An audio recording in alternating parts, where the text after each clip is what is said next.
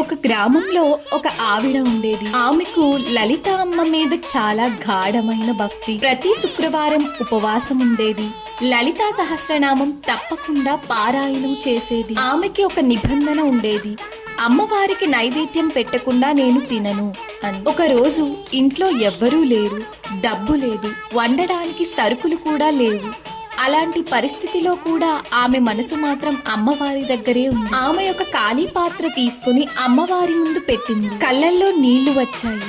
మెల్లగా చెప్పింది, అమ్మా, ఇవాళ నేను ఏమీ పెట్టలేకపోతున్నాను, నువ్వే చూసుకోవాలి. ఆ మాట చెప్పి ఆ రోజు ఆమె కూడా ఏమీ తినకుండా ఉండిపోయింది. మధ్యాహ్నం అయ్యేసరికి ఒక చిన్న పాప ఇంటి ముందుకు వచ్చింది.